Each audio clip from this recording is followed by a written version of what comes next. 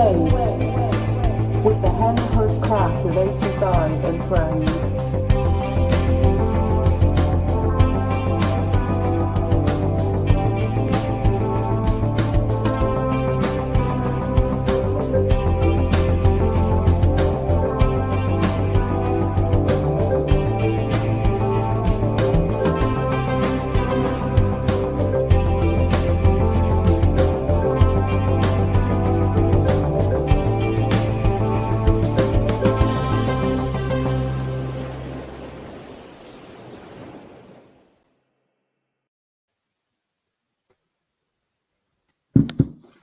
Yeah, what's going on, party people? Welcome back to Making Waves with the Hen Hud class of 85 and our friends. Ha ha! I'm your host. I'm your co-host, Dave Marco, along with the queen of this joint, Diane Malice. How you doing, homegirl? I'm good. Good to see you guys. A tired and beat down and just a woman who had a lot going on this weekend. But she's a gamer. She's a gamer, just like she was for Hen Hud, playing through injuries and playing hurt. She is what's going down tonight. Let's say hello to one of the greatest soccer players in Hen Hud history, who bore the number 10 jersey for a really good reason, and a very, very close friend of mine, Mr. Stuart Muir. Good evening, David. Good evening, everybody. It's great to have you, brother. Great to see you. I can't wait. It's going to be a very short period of time, just a little over 2 weeks or so before I get to see you guys again in person. And now, another Hen Hud great, a great basketball player, a great leader. No, we're talking about you. Don't even look away. And former assistant men's basketball coach at SUNY New Paltz. And just a guy, man, just somebody that we just love having as a classmate and who's a great interviewer in his own right, Coach Tom Bell. Hello, everybody. I'd say very mediocre basketball player. Please, back in the day. Please, stop it, man. Stop it. Hey, I knew my role. I mean, you're the Kenny Anderson of Hen Hud. Let's Great analogy that is. That's a good one. That's a good one. I'm not a lefty. Anyway, Bobby Hurley, fine, whatever. Okay. There you go. Anyway, what battles those guys had in the ACC. So our next guest is somebody that we talked about, that we voted on, that Diane and I think spoke about him during our very first meeting to conceptualize Making Waves. By the way, name that Maria Morbido came up with. Our class president coined this name in about 10 seconds after I asked her for a name.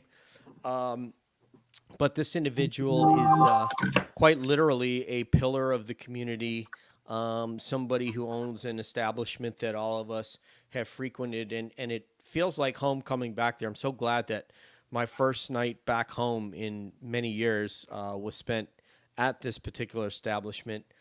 He is a 1967 graduate of Hendrick Hudson, was a 3-sport star: football, baseball, basketball. And he's one of, I think, 3 players that scored 1,000 points at Hen Hud. So, party people, put those hands together for none other than Bruce Fulgum!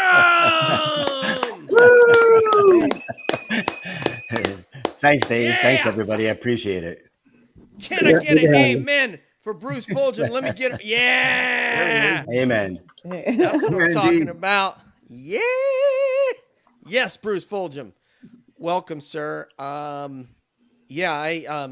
personally met you, became aware of you. Of course, I went to Hen Hud for freshman, a touch of sophomore, moved to Florida for 2 years, and then came back for a miraculous and unforgettable senior year at Hen Hud. And then I got to meet you after, when I became of drinking age. At Fulgum's Bar. So, and I've always admired just the way that you handle yourself and the way you treat people. So welcome, Bruce Fulgum. Thank you very much, Dave. I appreciate you guys asking me, and I consider it a really great honor to be Hendrick Hudson and Montrose and Verplank and Buchanan are still a big part of my life, and I enjoy what I do. I enjoy the bar. I enjoy the school, the athletics. and most of all, a lot of the alumni that come back and visit Hen Hud and always take the time to come down and stop me at Fulgum. So I appreciate you guys a great deal having me on tonight. Man, dying to get to that school. Bruce, I don't know if Diane wants the opening volley or not, or if you want me to take it, Diane. It's up to you. It's either way is good. It's up to you, man. You're the boss of this joint, man. All right. I'm hired help. Well, I mean, there's so much to say and so much to ask, and like we kind of did in our little prequel there. Like Bruce has been my neighbor. I grew up with him next door. As anybody doesn't know, I lived across the street from Fulgum's, which was spent many a night there, and closed up and put the bar stools back and walked home at 5 o'clock in the morning. So many funny stories. But I think, Bruce, there's so many things. You're so good at communicating on Facebook and letting us all who don't live in the area, what's going on with, posting about sports and, just everything about the school and the area. And you just really bring a lot of light to a lot of people, and you know so many people. One of the things I was going to touch on, so I'll start this one out early, and this is about community. A little while ago, we know that you guys suffered a bad fire in our local community. And I just wanted you to maybe speak about that and how people reached out to you and, where you went from there, and just kind of, give some accolades to the community that came out to support you and the fellow Coach Light people there. Yeah, it's funny that we were at a concert that night. We got a phone call from my stepdaughter that there was a bad fire a few doors down from our house. And within minutes, she replied back crying that our house was up in flames. And, we got so much support financially, emotionally from the community. It's amazing how much people donated to the victims, but in particular, they donated to me and my wife. We got over $35,000 from everybody in town, and people stepped up offering us clothes, food, shelter, and particularly Frankie and Melissa Wassel stepped forward and gave us an apartment. The boys at the bar raised almost $40,000 for the other victims. There were 12 victims of the fire. We're still out. We're still kind of living day to day. We just are in our third apartment. We hope to be getting back in the next few months. It's half done. They've dragged their feet. There's been a lot of legal problems and everything. But the community, if you could have seen the back of the bar with clothes and food, pots, pans, furniture, and then the money that people, some of the people in the community donated $1,000, not only to the other victims, but to us. And at the end of the day, we had over 30,000 in our bank account, and I can't speak enough of what the community has done for us and for the other victims of the fire. It's just, it's Montrose, Buchanan, and Verplank. It's a tri-village area. People are so benevolent, and I'll be eternal. My wife and I will be eternally grateful for all that they've done for us.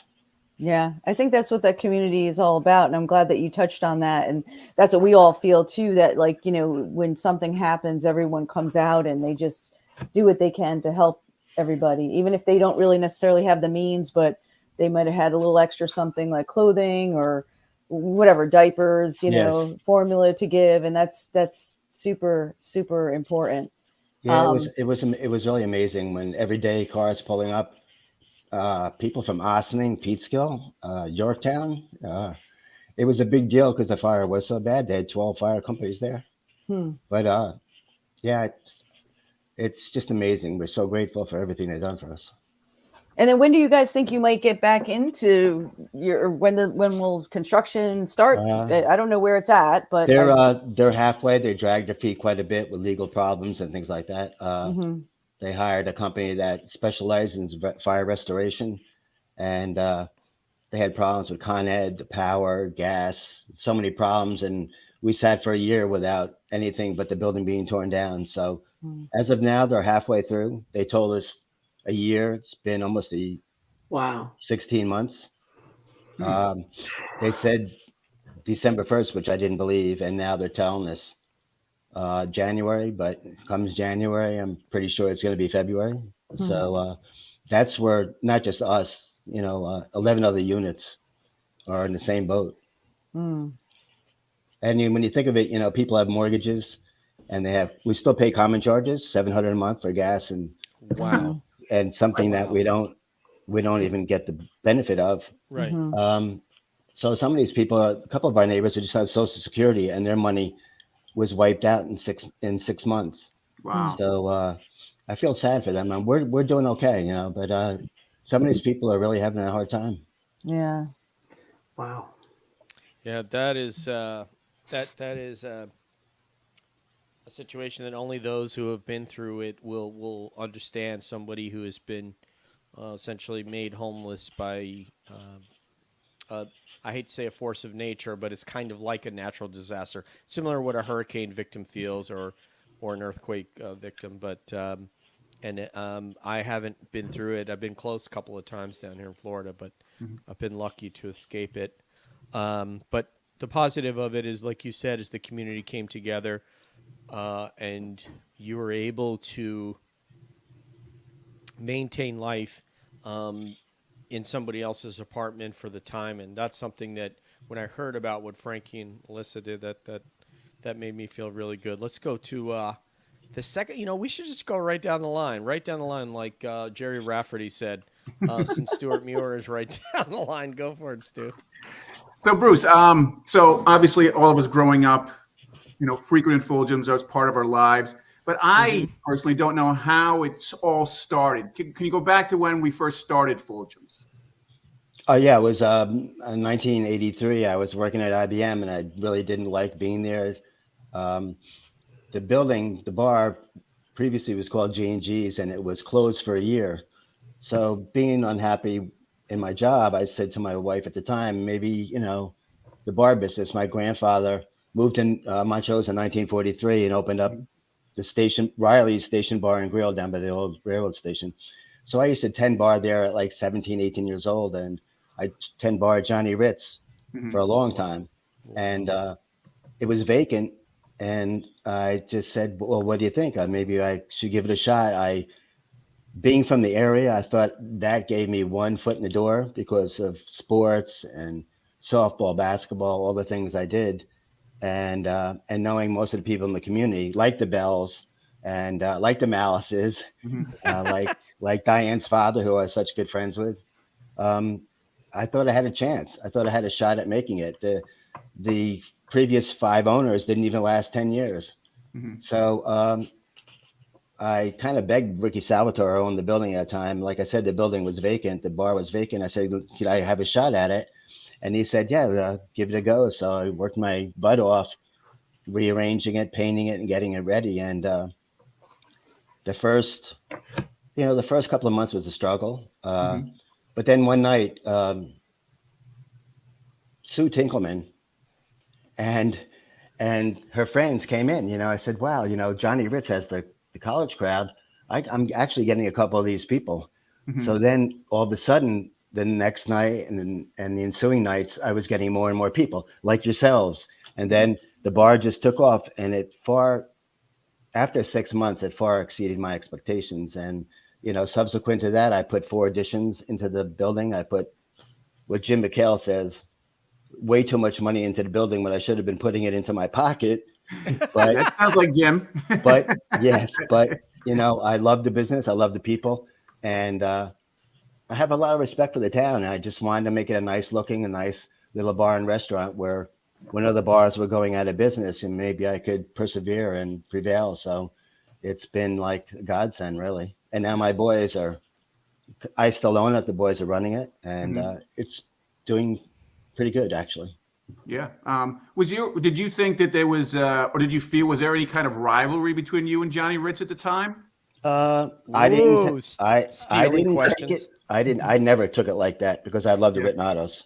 Yeah. course. I was very close with the father. I played for the softball team with all the former stars at Hen Hud and the basketball team. And I never took it as a rivalry. I think maybe they have, because in recent years, some people have said to me that I kind of squeezed them out, which of course I didn't. I just, maybe I was more Opened the bar. diligent. You know, they were in the business a lot more than I was, and Mhm. you do get burned out. And Mhm. I just took the opportunity to put money into it and work my butt off, tending bar and, you know, cleaning from morning, noon, and night. And it's been successful. I'm really, I wouldn't trade this for anything in the world because of people like you. I wouldn't know you, Stuart. Diane, of course, I would know, or Tommy, or Dave, you know, and all the people that come back periodically with class. We have class reunions all the time. People are stopping in. Is Bruce around? They call me. I run over, and you know, it's been the best experience of my life. Awesome. It's Awesome.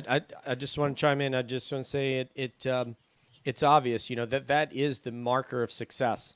That's what success in life is when you could say, I chose a career path, whatever that happens to be. In this case, it was owning a community bar that became a home for a lot of us, and loving what you did, and that's the definition of success. Oh, thank Coach you. I Bell. appreciate it. Yeah. Yes, sir. Hey, Bruce, I just want to follow up on something Stuart said. So you said you were at IBM when you opened the bar. Did you leave IBM, or did you do both jobs for a I, while? le- How did, I left IBM. I just knew that totally. I couldn't be a part-time. I couldn't be a part-time That's what I was owner, wondering. and I couldn't, you know, dedicate myself 100% to the.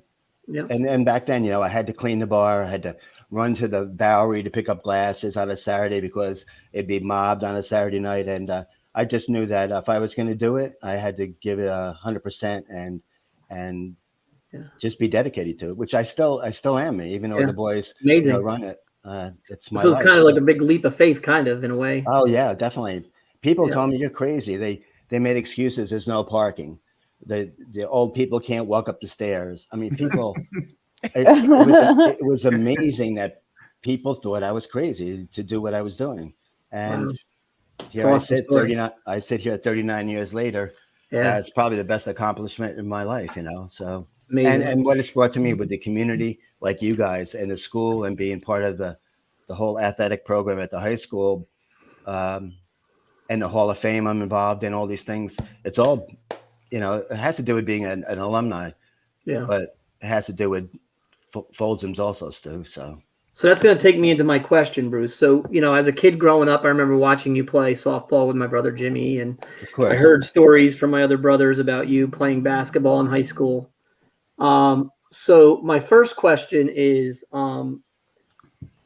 your high school. Talk to us about your high school athletic experience, what it meant to you, the friendships developed, but also how you took those things, if you did at all, into being a bar owner and Right. and having successful business.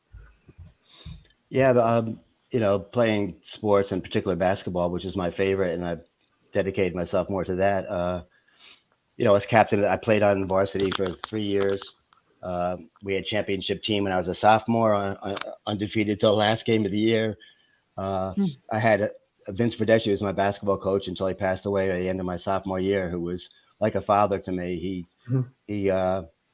when my grandmother died, my grandparents raised me. When my grandmother died, he would come in the morning to pick me up to school because I didn't want to go to school for a while, and took me to his house, have dinner.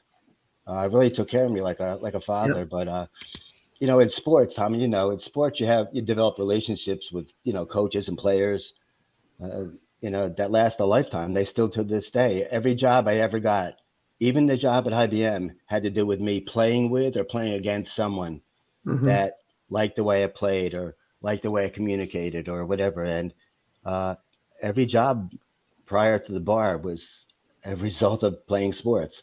Yep. And I think being, you know, captain of a couple of teams, and you have a certain responsibility to your teammates in particular, and especially the underclassmen, you know, that are nervous or trying to get ahead and grow up to be or a star or whatever.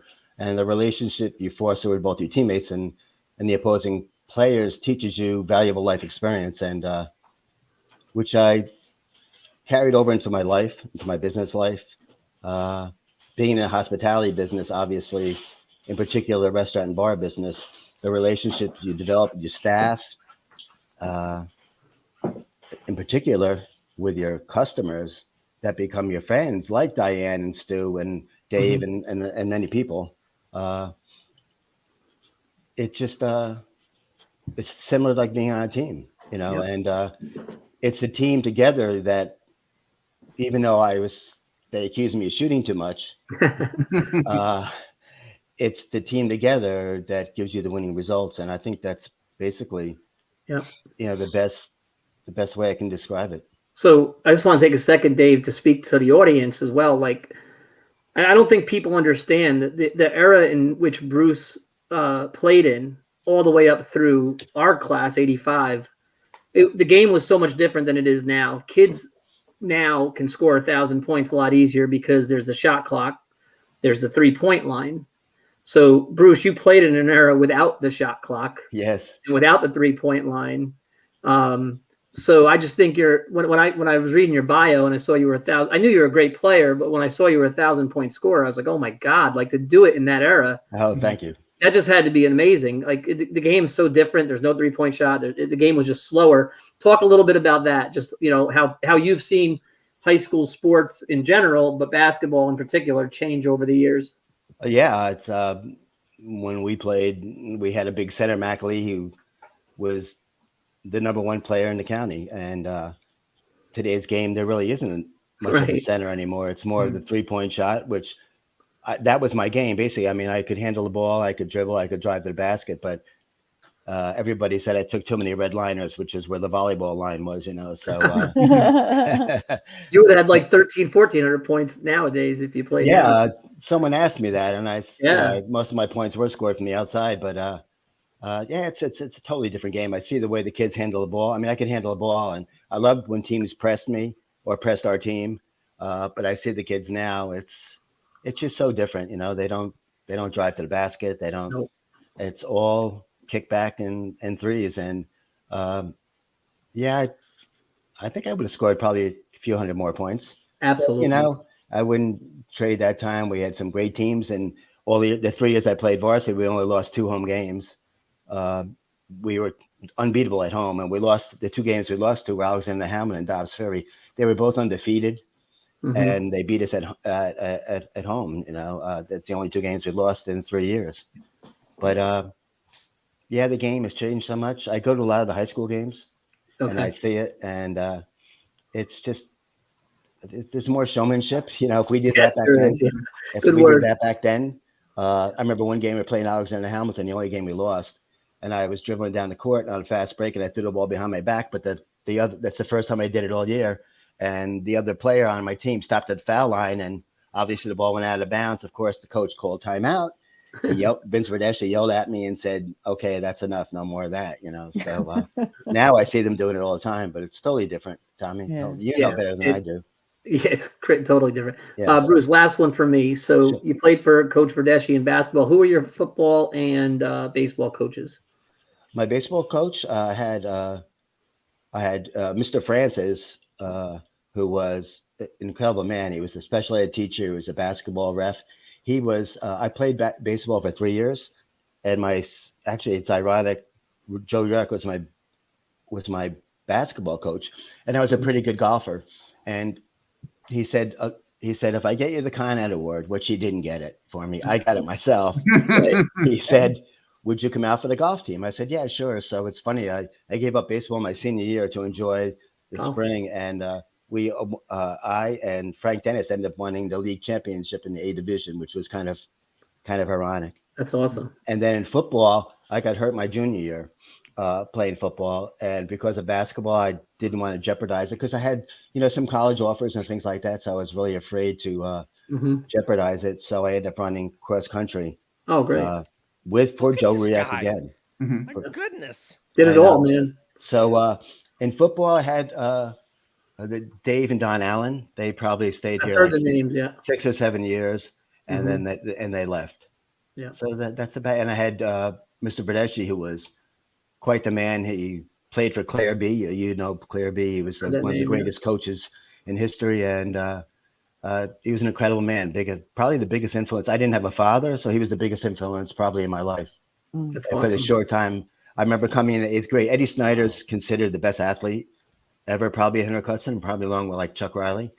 And I remember in 8th grade, it stuck with me. He said, he pulled me aside. He goes, "I hear you're the next Ed Snyder." And when he told me that to this day, still, I tell Eddie Snyder that all the time. Oh, Wow. That was the most incredible compliment I think I've ever received in 8th grade in all the years I played. That means a lot to you, doesn't it? When a coach says something like that. I still tell Snyder all the time, he made Yeah. first team, he made the team of the century and all that stuff. And I tell him all the time, in 8th grade, he pulled me aside and said that, and it still sticks to me to this day. Oh my That's God. awesome. Great job, Bruce. Thanks. Thank you. Yep. Has it been difficult to come to terms with not being as good a basketball player as Tom Bell? Oh, please. Please.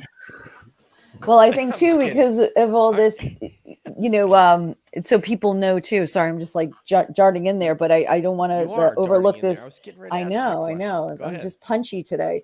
Go But I think we want to let the audience know too that Bruce was inducted into the Hen Hud Hall of Fame, and I think it was 2006 for all his accomplishments. You were all county. You won all sorts of awards for all your sports, and Yeah, it was. It was great because I was inducted in with a player from the 1940s, Buddy Rushak, who was a great basketball player, Eddie Snyder, Eddie Lent. Yeah. Yes, Mr. Kiefer, who was our principal and was the baseball coach for many years. wow. It was the first group inducted in 2006, and I remember the dinner. And the football team was my senior year in 1967, the only undefeated, untied team in school history Wow. in 1967. The year that Yeah, spawned this group right here, Holmes. Yeah. Right, Yes. right. And Bruce was out there scoring touchdowns and making things happen. of which Henry Bethea was Yeah. one of the stars on the team back then. Oh man, There was one that other segue meant for me, Bruce? That was that there you segue meant go. for me? Yeah. Before I do that, though, before I ask, I'll you know what? Since Belle asked 2 questions and Diane's asked like 3, I'm getting 2 questions, Bruce. Okay. Okay, sure. I'm just gonna hold these guys off right here. Okay. But first, I want to say, everybody, thank you for people that are watching on YouTube and Facebook and in the chat. It's an honor to have Bruce here as a member of our community that we absolutely love. I can't wait. I'm coming back December 2nd, and we're by the way, Bruce, we're having our dinner again December 2nd. If you'd like to join us, we would love to have you. Oh, that'd be great. Sure. Yeah, Thank you and very then, much. I think this one we're doing at Rocco's, but in the summertime we're going to return to the Paradise, which is sort of our normal place that we Yes. go, and we'd love to have you at that Oh, one thank you. also. Oh, we can that's govern great. Out on, okay. Thank you. Yeah. Actually, some of the other classes invite me periodically because of where they grow up. They grew up at Hen Hud and Fulgum, so that's very nice. Thank you so much. You're going That's to very- start issuing diplomas from Fulgum, What? right? Yes, I'd like you to sign my. That's so if I had my funny, yearbook, yes. I would have Bruce sign it. No, my first experience in a bar was at Fulgum's. Obviously, I wasn't of age until, I was in Montrose, is where I turned 21 and started going to bars. And obviously, Fulgum's was the one. And I remember going in there trying to make Bruce laugh. And frankly, I'm still trying to make Bruce laugh. And he was very kind to give my jokes a giggle over at the bar. Me and Bruce would come in there, Bruce Jersey. But what I wanted to ask you before we get to Henry, that we are anxious to talk about Henry Bethea, but before we get to that, what is it like for you to load up on the bus and head out to one of these other schools and represent Hendrick Hudson? Yeah, back then, Reuters buses, I think, aren't very common right now. Tommy would know better than me. At Hendrick Hudson, they're not. Back then, there'd be 3 or 4 Reuters buses. I remember one night we were playing Dobbs Ferry, we were undefeated, and there were kids in the trunks of cars going to the game, like Richie McIntyre and guys like that. There was such a big following when you got on the bus, the cheerleaders be cheering, and it just got your adrenaline going. I love, you know, being a, you know, like, not that I was a star, but you know, you're the supposedly the best player on the team, although we had great other great players. You walk into the gym and people recognize you right away, Mhm. um, and you're representing the school. It just meant a great deal, you know. And then on Monday morning or Wednesday morning after a game, Mr. Kiefer would get on the intercom and say Henrik Hudson beat, you know, Alexander Hamilton or Ardsley or something like that, and he'd roll off the score and who scored the points. And uh, just like the day I got the Con Ed Award, they announced that I was a hall monitor, and they announced it on the intercom, and I could hear everybody through the whole school going through the halls, everybody cheering, and it's like, Oh, you know, it's Wow. the greatest feeling in the world. Mhm. It really is. Wow. And back then we had the Peekskill Evening Star, which we don't have anymore. That's why I put a lot of stuff on Facebook for people that like you or Diane and everybody's out of the area that try to keep them informed on what's going on with the school and sports. So that's kind of a mission of mine, you know, and I really enjoy it. I love the school. I go to the games. I still get a thrill to watch the kids play. Hmm. You know, I was really excited about the volleyball team now that they're just incredible. It's kind of special, you know, and being here like 100 yards away with the bar or a mile away from my house, you know, it's in my heart. The high school's in my heart, you know, and the kids and everything. I love it, and I love you guys because you know it's the small town America. You know, you Yeah. can't beat it really. So Yeah. No. I really have enjoyed all the years, you know, being part of the school, and even continued this day actually. Thank God for Bruce Jersey convincing me to come out for wrestling so that I could wear and to represent Hendrik Hudson. Horrible a wrestler as I was, at least I got to put on that uniform and represent Hendrik Hudson. I got That to was always Henrik play Hudson's volleyball. best sport. The two best sports Henrik Hudson ever had from the 40s. Well, there wasn't wrestling until the 60s when I used to go to matches.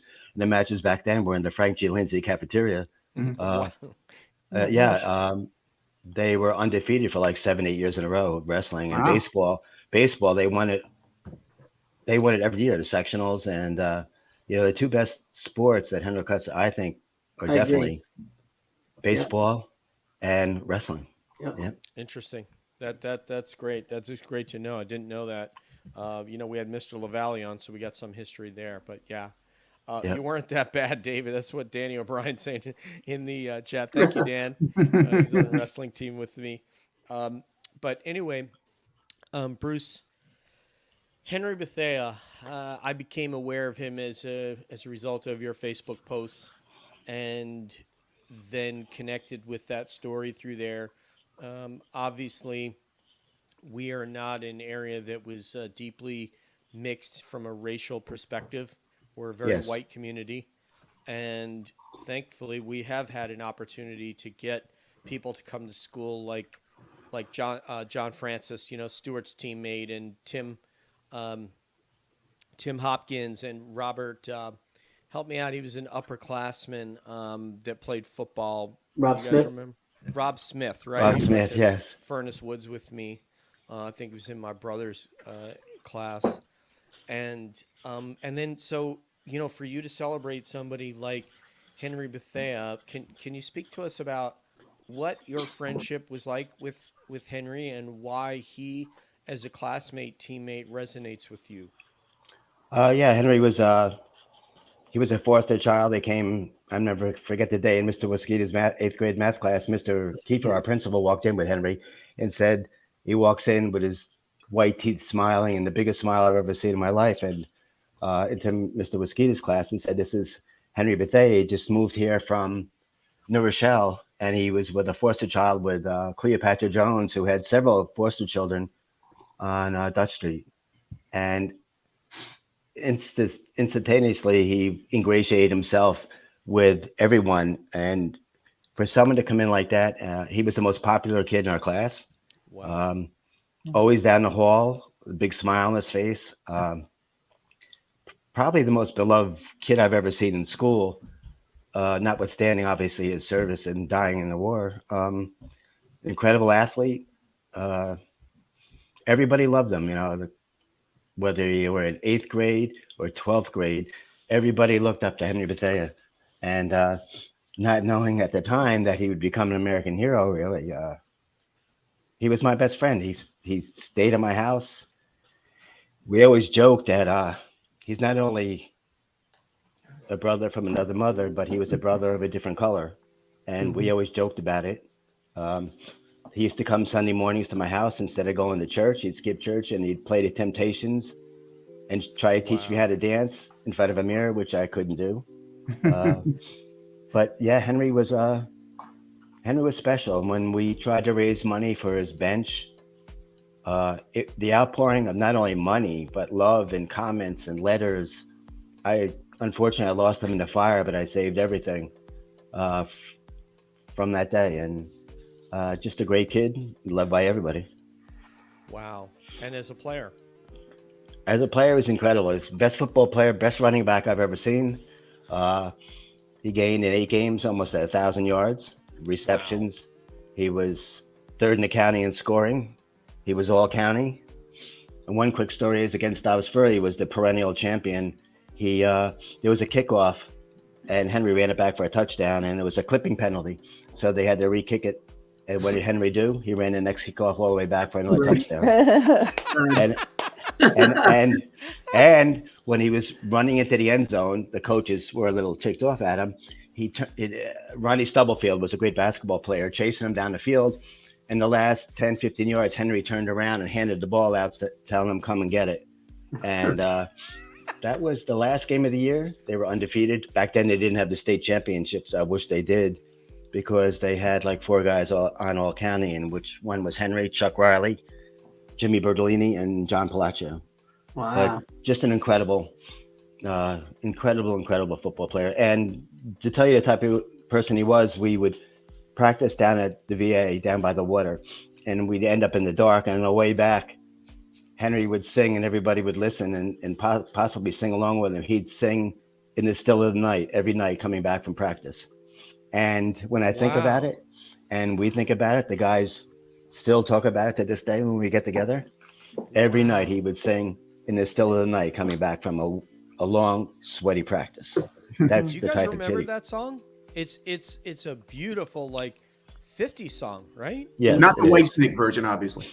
Yeah, he was just amazing. He had the greatest personality, greatest smile, and it's funny. Like, he played basketball for 3 years, but he was just an average basketball player. And he said to me, Bruce, I'm going to go out for wrestling. I said, well, good for you. With no experience at all in wrestling, you need experience. He was undefeated his entire side, without any experience, undefeated, and lost the final sectional match for the Open Championship 4-3. That's the type of athlete he was. Well, we thought he was crazy with no experience. The team that year was undefeated, and he was like the star of the team. But he made it all the way against the kid from Mount Vernon and lost 4-3, just short of going to the state championships. But that was Henry. And then in track and field, he was a broad jumper. He had the school record for like 35 years. He was a hurdler. He had the record there. And back then it was the 4x100. They had the school record for over 30 years. Wow. So those 3 sports his senior year. And he had a bad ankle all through the wrestling and track season. He hurt in football. He and Chucky Riley were the best 2 all-around senior athletes by far. First of all, Danny O'Brien is asking me to sing in the still of the night. I really don't want people to tune out, but I thank you, Danny. I appreciate that, brother. I'm going to pass. We appreciate it too. Yeah, I'm going to pass the encyclopedic memory of Bruce Fulgum, because your command and of all these different stats and situations is unbelievable. Let me pass that over to Diane Mells. That's so funny that you say that. I'm like sitting here listening to Bruce talk, and I'm going, God, I don't know if I remember all those kind of statistics of when I played. I mean, I remember some things, but yeah. I know, like Diane, I often wonder if I would have gone to school without sports. It was I live with my grandmother, and getting up in the morning. Some days I didn't want to go to school, but I know I had a game tonight. I'd practice. I love practicing. Practice was just as much fun with me, especially basketball. as it was the games. So yeah, it's an indelible memory, with all these guys, whether it's Chucky Riley or John Palaccio, in particular Henry. It all sticks. And the other wrestlers, I could tell you their records because they always had to make weight. So they would come and pick me up on Sunday night or whatever night they would take me down to Springvale in the steam room, and I'd sit there with them sweating my rear end off because these guys, that's how close we were, because they had to make weight and I had to be one of the guys. And it's stuff like that you just don't forget. So Yeah. thank you for asking. Well, and I do appreciate, I think the community does all that you did for Henry and how you really, got, some dedications for him. Yes. We have Veterans Day coming up, and Yes. so I think, it's so nice to be able to, because a lot of people got lost in that particular war and Yes. they didn't get any recognition. I know that I live very close to DC, and I get down there once in a while. And the last time I was down, I was trying to find his name on the wall, and I couldn't. And then I think I sent a message, and your wife told me the plot number. Yes. Or there's a certain way that you find Yes, it. you can check. She gave Yes. me the number, so I have it in my notes. So the next time I go down there, I'm going to go ahead and, because I was, it was funny. I was down there, I will tell you, and I texted Billy, my brother Billy, and I said, Billy, what? I didn't remember Henry's last name. I said, what's Henry's last name? And he goes, get a picture of it and send it to Bruce. Yes. Put it on the Facebook page. And I tried, and I just couldn't find it. There's so many names there. It's funny. It's so funny you say that, because I probably had 10, 15 people that have gone in the last 10 years, and they take a picture of Henry's name on the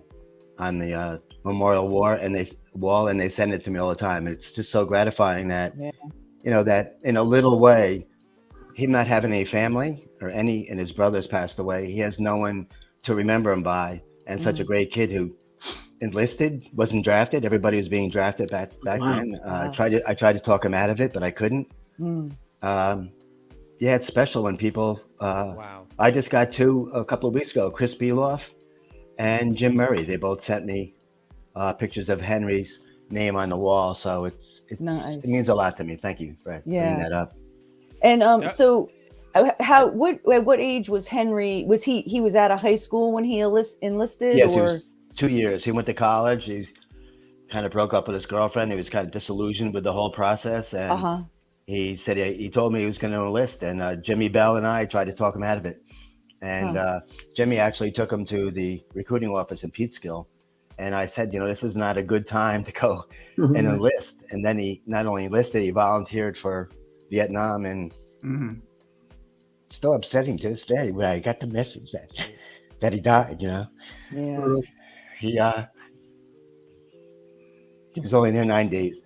9 days. Wow. And his body didn't come back for like almost 2 months. Oh my gosh. And Mr. Carter, who I was very close with, had specific instructions not to open the casket. He was it was a booby trap that got him. He was out with a scouting mission with 3 guys. 2 of them were killed. One got back and said we're ambushed, and they didn't get back. And it was so infiltrated with Viet Cong that they didn't get back for 10 days to recover his body. Wow. So I often think about, whatever, how he died. So that's it, really. When you think about the level of courage it takes to enlist in at a time of war like that, where the casualties were so high. I mean, it's Henry Cutson, 58,000. I think in that war, and Henry Cutson had 5 kids killed. They were Frankie Shard ahead of me, Dougie Mowbray ahead of me, Pat McGuire after me, and Brian Russell graduated in '68. It is a sad case that he was wounded. He came back to the States, recovered, and they sent him back, and he was killed like in 2 weeks. Oh God! And he wanted to be a state trooper, and he felt that he would, if he didn't go back, and he didn't get a very high an honorable discharge, he would have been blackballed. So he went back, and in 2 weeks he was killed. So right now, just briefly, outside of Henry's monument, we're raising money now for the remaining 4 Hen Hud alumni that were killed in Vietnam. We're raising money for Frankie Shard, Doug Mowbray, Brian Russell, and Pat McGuire, and they're going to be put down at the next to Henry's bench down at the steamboat dock. Guy Van Ben Scoten and I are raising the money. We've raised just about enough money for the 4 additional alumni that were killed and 1 extra bench for all the guys that served, that came back, that were never the same after that. So Yeah, I'd that like to will be, donate the to that. dedication will be Memorial Day of next year. Well, let us know. Maybe Dave, we can put it on like our class websites and stuff that'd be like great. that, and spread the word and get people out there to donate, so you can Thank you. continue on doing your good work. It's so nice Yeah. to honor them, and I'm sure they're looking down, and they're knowing you're taking care of them. Their buddies taking care of them. Yeah, it's it's a long time ago, and they get forgotten very easily. So even if someone sits down on Henry's bench, and it was a great day. We're on TV. We had a parade. Then we moved to his gravesite, and we had enough money left over we bought a beautiful stone with his medals on it, his picture. That's at Sunset Cemetery. I still go there once in a while. And a couple of Vietnam vets, Paul Ryan and guys like that, went over and left their medals on Henry's grave, which is pretty amazing when you think about it. Yeah, I'm hoping that next time I come up there, you'll go down there with me to Steamboat Dock so that I can make Definitely. my own tribute to Henry. But I would want to have you there when I do so. I'd be glad to do that, sure. Yeah, I'd like that. Okay. Yeah, definitely hit you up for that summer iteration when, once again, God willing, if I'm breathing in the summer, Jody Carroll will be tasked with driving the boat so that I can swim across the river again. Yeah. So, Can I just say one thing? If people are still interested in donating, we've just about met our goal. You could send anything, any contribution would be noteworthy. It would be the William Boyle American Legion, care of Sean Murray, he's the commander, to Verplank, New York, 10596, and it'll be put to a good use. So I appreciate it. Thank you. Yeah, definitely do that. Great. Dave, I just want to cut in here. Bruce, you were mentioning some guys in the small town feel, and so I grew up across the street from the Buchanan Recreation Center, and I don't know if Stu or Diane or Dave, you know this, but these guys would be over there all the time playing basketball, playing football, Thanksgiving morning football games, and my brother Jimmy and my brother Michael, and they were older like these guys, and so I would just go over there and just watch, all those guys, Jimmy Bertolini, Tommy Bertolini, you mentioned John Palaccio. All those guys, all you guys were just so great to this young kid, me, Yes. I just tag along guy, just watching, it just brought back really, really great memories of that park. And that time when it was such a different world back then, now kids are out playing AAU this, AAU that. Yeah, I don't think it's a better place now. I know, but that's true. It was just so much fun back in those days. And Bruce, is really amazing. Really a lot of amazing guys and girls in your class, that 67 class. My brother Jimmy was in that class. His wife Arlene was in that class. And it's just amazing stuff, man. Yeah, I'm still close with Jimmy. Comes to the bar all the time with the family. If they're going out to dinner, where the kids want to go, they want to go to Fulgum's. And they sit outside. Just 2 weeks ago, they sat outside under a propane heater, and I lived with Steve Heller and some of the older guys, Steve Heller. Yeah, we would live at, that was the only basketball court around that you could where you could go full court. Yeah. That's right. But the 1967, like I said before, it's the only undefeated, untied team in Henry Hudson football history. 63 was 7-1. They tied against Dobbs Ferry. They were undefeated in football, undefeated in wrestling. They were sectional champions in baseball, league champions in track and field. They did it all.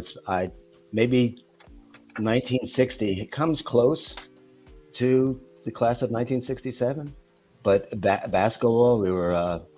Let me ask you this question: as a coach, right? Mm-hmm.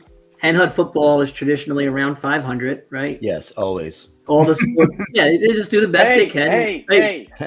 Hey, my brother John's coaching there now, and he's doing the best they can. But as a coach, right? Whether I'm coaching or whatever, you're always trying to do the best you can do. What was it about your class, do you think, that made it so special athletically? It's kind of funny in football. As sophomores, we were 1-7, and you could see the writing on the wall what it was going to be like. And then the next year, we were 5-3, lost the championship games, Dobbs Ferry. And then our senior year, it was not a cakewalk, but pretty much. The guys always got together and played together, whether it was at Camaraderie, you think, maybe? What's that? Was it maybe the camaraderie of your group? Oh yeah, we were all such good friends. We'd hang out together. We'd get in the car and drive around on a night we had nothing to do. We were always together. And in the morning before the first period, we're in a certain section. Every single morning, we always hang out together, about 10 of us. Mm-hmm. And we were all close. We're at each other's weddings. We're each other's best man. Except for unfortunately, the few that passed away really early in life, we're still keep in touch. And like I think said, as a coach, Bruce, and I coached for 30 plus years, believe it or not already. Yeah. I think my man. when talent is somewhat equal, that stuff that you're talking about pushes you over the top. Oh, definitely. Without a doubt, we were friends. We'd go out together even once in a while. Not during the season, we'd sneak a beer together. We'd listen to music together. Yeah, that matters. Yeah, we all stuck together, and we're still together. Whoever's left, unfortunately, a lot of us aren't around. I'm still close with Jimmy Bell, John Palaccio, Wayne Heller. The guys that I played with. And I think till the day we die, we're always going to be, very close and great friends. And we talk about, just recently, I lost my trophies, my plaques, whatever you want to call it, the awards I got in the fire. But Tom Baker, the athletic director, they got together and got everything back for me. That's amazing. Really nice. And do you know that the night at the bar, who came? Jimmy Bell, John Palaccio, all those guys, Jimmy Bertolini. They all came when they presented me back with all the awards that I lost, and it was just that was more important than the awards, So it just shows you how close we are to this day. It's awesome. Yep. Wow. And it's too bad I wasn't at Hen Hud at that time, because I might have been able to bring your record down a little bit in the games. I think I could have.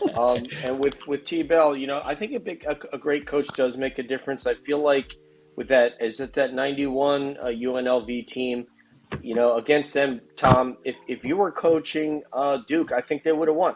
Thanks. Probably. Actually, I went to New Paltz. I played at Rockland. We had a great team and a great year. I had a great year. And Cy Pesavento was the basketball coach at New Paltz. And he came down to my house with his assistant coach and talked to me. Not that I need much talking to. I went to New Paltz. I made the team. The team was less than back then. Obviously, it was a lot of hippies at school and things like that. But I made the team. But unfortunately, I was married. I had a child. And I had to forego my career at New Paltz and had to get a job. If you get a chance, you might want to go see them play this year. I want to see the gym. That's what I want to see. Oh, the gym's amazing to begin with. I say I'm not there anymore, but we had the best gym and we had the best facility in the SUNYAC, in my opinion, other than maybe Buff State. But if you get a chance to go see them, you want to see a good team. They're going to be very, very good this year. It's the last. The kids that are juniors and seniors are the last kids that I helped recruit. Right. And we really turned that program around quickly. And a lot of the alumni were surprised how quickly we were able to turn it around. But they should be very good. So if you're interested in going to see a game, it's not that far from you. Yeah, definitely. I haven't been there in 20 years. I was hoping to see Dylan Frazier play. I know he was with us for a while, and moved on. So I got to get up there and see it. I haven't been there in 20 years, so definitely. That was pretty neat experience recruiting Dylan. Going back to my Hen Hud days and meeting, lots of going down there to recruit him. We recruited him pretty heavily, and that was a lot of fun going to watch those games and seeing people that I knew from years ago. Yeah, I saw a lot of games that year, and I'm very close with the Fraziers. So yeah, definitely. Fraziers actually were just at our house here in South Carolina. Oh, were they? Yeah. Dave and Heather, they were touring the area looking for possible retirement places, and they actually spent the night with my wife and I. We went to dinner. We had a blast. Oh, good. Yeah, their son's doing very well. He graduated from Villanova, but he's still on a lacrosse team, and he's quite a lacrosse player. But yeah. Hen Hud's a special place, man. It always has been, Yes. always will be. Yep. Well, it's small town. That's why, America. Small town USA. Yep. And everybody, all the kids know each other. I go to the gym now and see all the kids, and it's great to see. So Yeah. I want to delineate just a little bit though, because I don't think that every small town has what Hen Hud has, because we talk to a lot of people that aren't doing stuff like what we're doing, the get-togethers, reunions, and all that. So I think we are reasonably distinct, if not completely distinct. There's a lot of small towns around us, but I don't know everybody that's making these connections that we make. So I want to give Hen Hud a little shout out on that. yeah, definitely. Yeah, I will tell you too, to add to that. Can I just add to that? Christine Krothanasis, Christine catch it now. She was texting me. She said she's watching, and she said Bruce is ageless, loved by everyone, a true pillar of our community. Christine knows I love her. We're friends on Facebook. Yeah, I send her a heart once in a while, and tell her how much I love her. oh. And she's just a great kid, and I've always been like friends with her. I always look forward to seeing her. Yeah. She was like you, Diane, and Stu and Dave, and in the bar a lot. And her husband at the time was from Panis, and they were George, great friends. And actually, George just moved in behind me at Coach Light Square, so I get to see him once in a while. But yeah, Christine's everybody has a special place in your heart, but some people have a little more, and it's I'm not ingratiating myself with you and Stuart, but I grew up in the business with you guys, and Stuart's sister and Billy Malice, Now my nephew and nieces.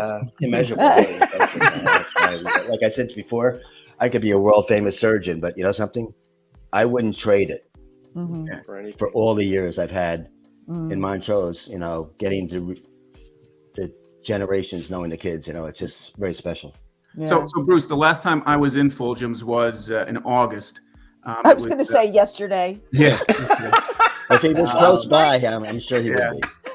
We were there to celebrate Brian Biger's birthday. Yes.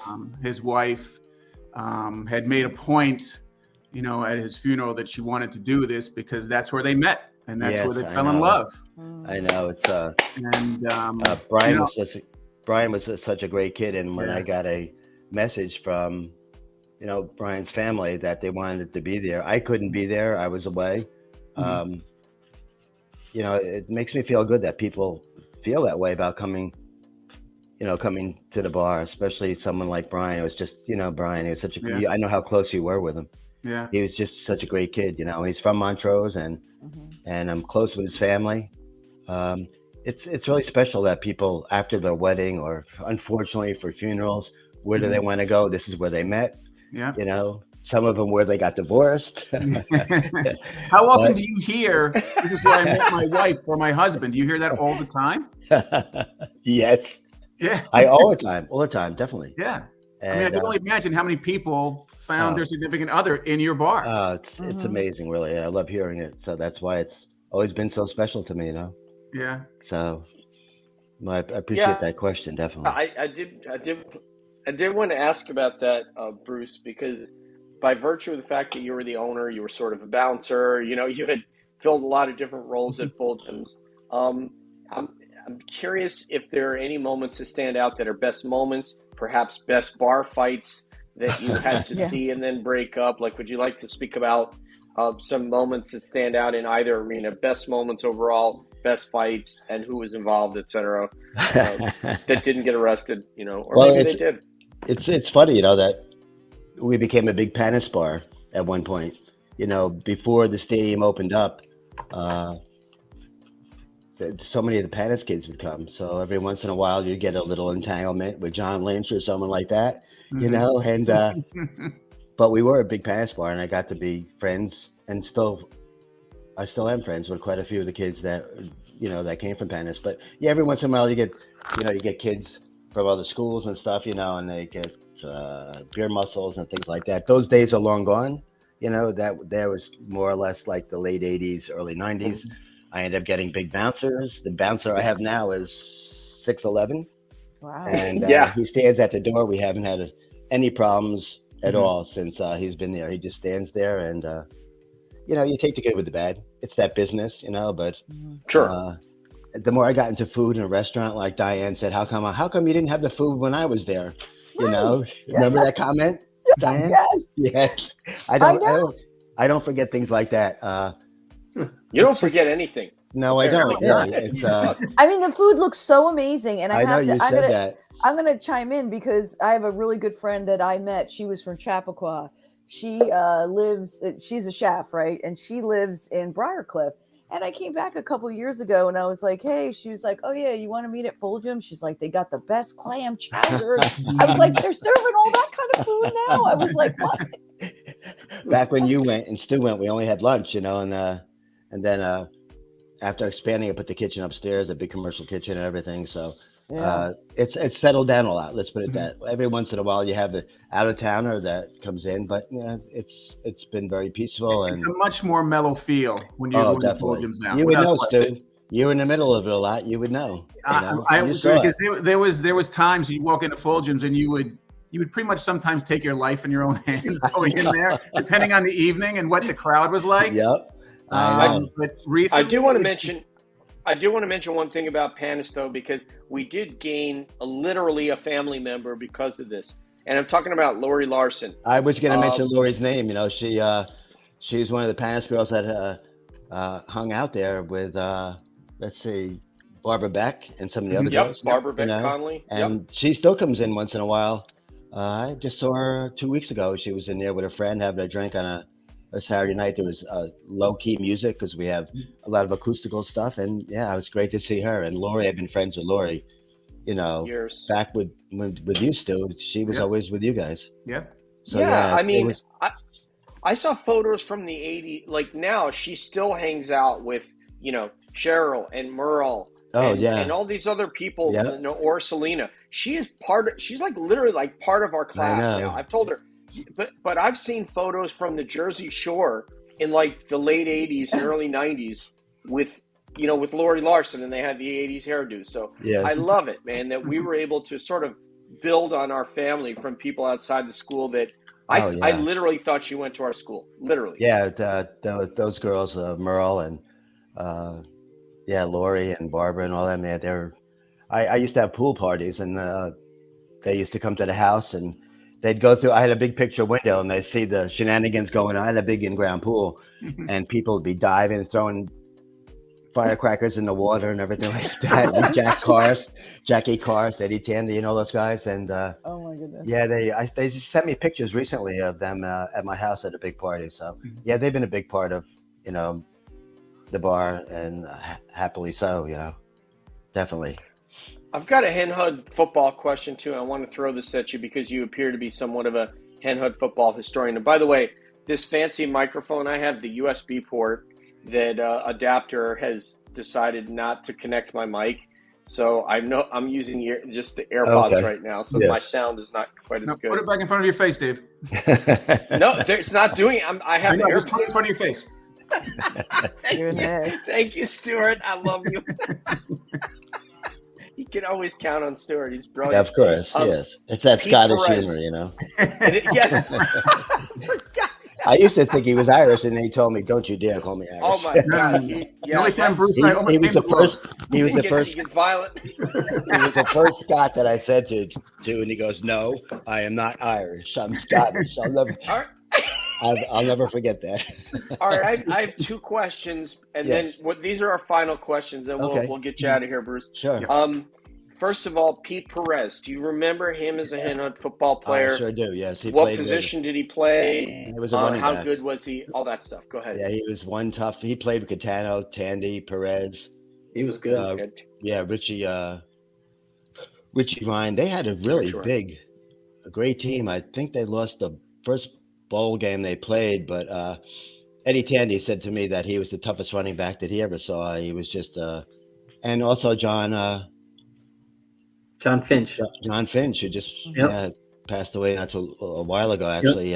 Those guys were in the same backfield. Yep. And they were good. I couldn't understand, like, the team in '67 breezed through the schedule. Like I said, I wish they had state finals back then. And that team was like our team in '67 was huge. And, I just thought they would go a little bit further. But Pete Perez was, and John too. They were two tough kids, boy. Yeah. Perez was an animal, from what everybody tells me. I saw him play. Nice a little guy. bit, but yes, definitely, yeah. So where did he go? Where is he? I really don't know. I keep in touch with a couple of the guys. I keep in touch with Marcatano, Ed Tandy, and I'm not sure about Pete, really, to be honest with you. Okay. I gotta remember what the other question was. Okay. The other question was, are you related to Beth Fulgum? That's my cousin, yes. Yep, Awesome. Okay, yeah. Actually, What it's am I didn't have a father, and my uncle, Beth's father, came to every game I ever played in. And when I scored 1,000 points, my mother never missed a game either. But when I scored 1,000 points, I gave my uncle, Beth's father, the ball. Oh, wow. We made it kind of special for him and special for me. But yeah, Beth's a sweetheart, definitely. She is. Tommy Fulgum and Ann Fulgum, yes. They're all my She's cousins. one of my crushes from senior class, but I'm not telling anybody that. Nobody's Okay. going to know. Yeah. I don't see them much. They're in Connecticut, so I really don't get to see them that much. Yeah. So, yeah, she's a great kid, definitely. Yeah. All right. Final question for the host of this joint, D Money Malice. Oh, well, my question that I usually end my show with, I think I'm going to know the answer to this, though, is I was like, okay, so you have the opportunity to be in the Peekskill Coffee House. We're not in a bar. And you could sit down and have a coffee and a chat with someone past or present, from Hen Hud in the Montrose area. Who would that be? And maybe, what would you converse about? My favorite person probably is Eddie Snyder. He was undoubtedly the best athlete ever from Hen Hud. He made first team baseball, basketball, football. He was honorable mention All-American quarterback in high school. He sent me the clipping. I ask him for his stuff all the time because when I was a young kid, I was a tag-along guy, like Tommy says, a tag-along guy that played with all the guys that were 17, 18 years old, and probably why I developed, at a younger age, basically. So I would sit down with him. He was the chief of the fire department.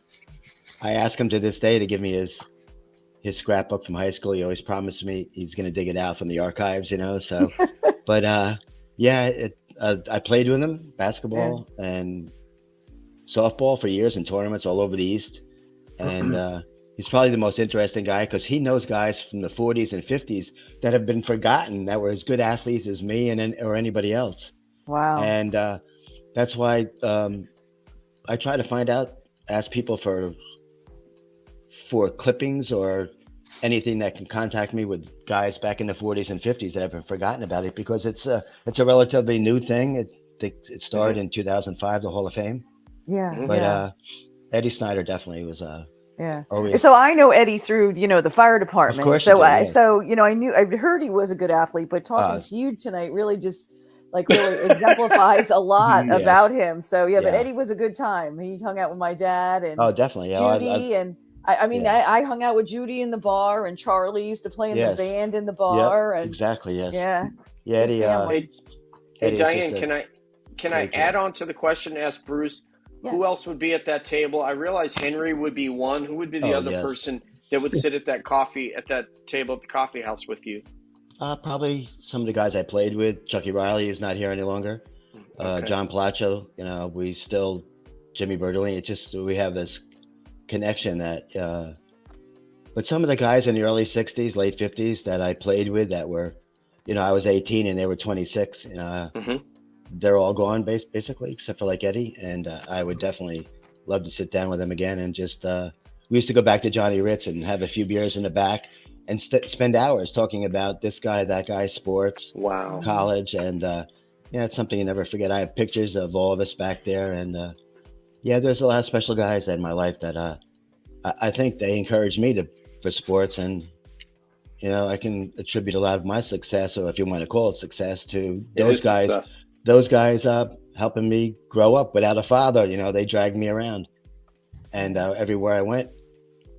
I'd be the guy that if they didn't have a guy, there were guys short. I'd be playing in 16 years old with these guys in tournaments, that they snuck me in because they didn't have enough guys. But it's quite a few guys I'd like to sit down with, definitely. That's awesome, man. That is awesome. I can relate to you. My father was not terribly present, so my friends in Hen Hud, my senior year, kind of became my father. Yeah, definitely. My Yes. mother was in Florida, so when it came to getting to wrestling practice, getting home from wrestling practice, a lot of it was reliant on Bruce's family or somebody Oh, else definitely. to Yeah. haul me around. So I understand what you're saying. Oh, yeah. And my friends, their parents always were taking me to Little League games, Babe Ruth games. My mom would show up by the first pitch, and then she worked in the city. But yeah, so many friends, that I cherish, definitely, without a doubt. Yeah, very, very proud. What final comments do you have, Stuart and Tom, before we get Mr. Fulgum out of here for at least part 1 before we bring him back We for need Bruce another in part episode 2 and later 3. on? Yeah. So, Bruce, I am told regularly that Bob LaPica was the greatest bartender Fulgum's Oh ever my had. God, True And you or know that is something, so Stuart? funny. I was going I to bring was him gonna, up tonight. I was gonna bring it up, but I thought better of it.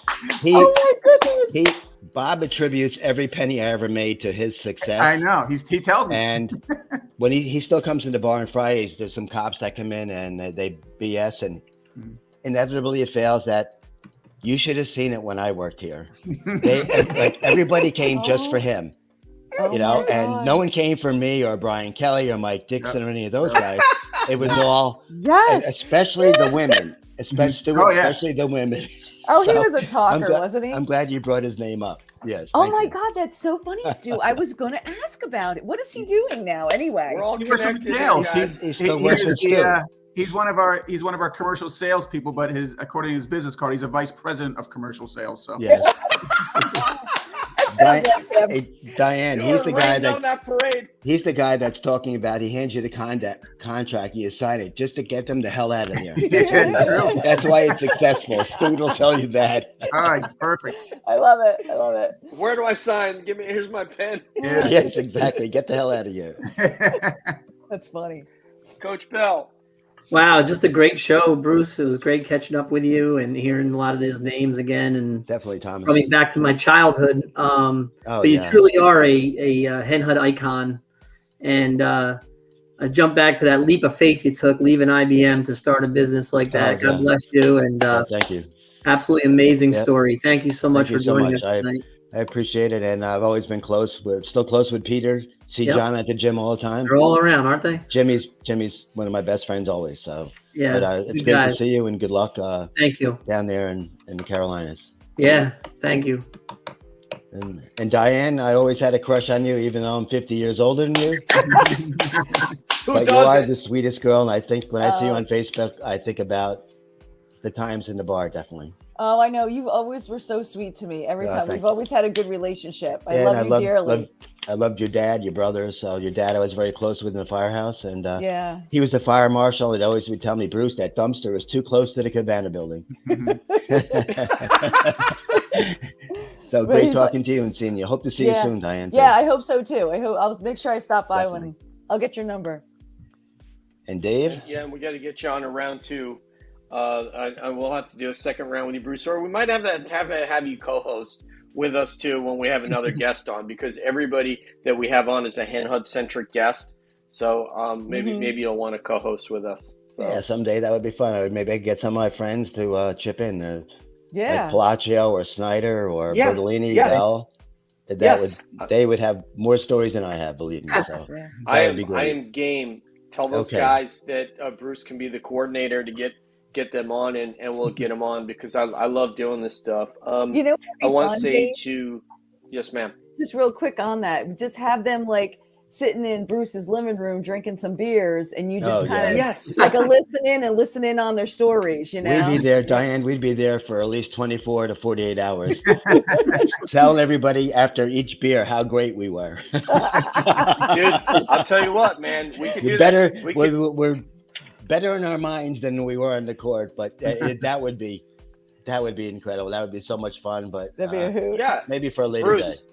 If you want to do a round table at your house with your buddies, everybody's going to have to bring their laptop or something. But yeah, we can do that. We can make that happen. I'll think about it and talk to them about it. That would be fun someday, maybe. Yep, okay, we can do that. Okay. I want to say to you guys and to the folks that are watching us live, Man, I I do a lot of podcasts. I got a couple other shows other than this one, but there's nothing that gives me more honor to be able to represent my classmates and my hometown and be part of this show. Is just it's extraordinary. Whenever I leave this and I say goodbye on Sunday night after we're done, it's so hard for me to get to sleep because I'm just so jazzed up being able to feel my hometown. So now I'm really glad that it's only, it's 6 November. So yeah, 2 December, I will roll into town for some Italian food and some gluten, apparently. But yeah, it's all kidding aside, it's an absolute honor to be part of the Hen Hud community and at least to, represent it as part of the show. So thank you, everybody, for that. Yeah, thank you, everybody. I really appreciate it. That was great. Thank you. Yep. That was great. Absolutely, Bruce. Yep, thank you, So- Stu. Thomas, it's great seeing you guys. And just don't forget the guys that passed away in Vietnam.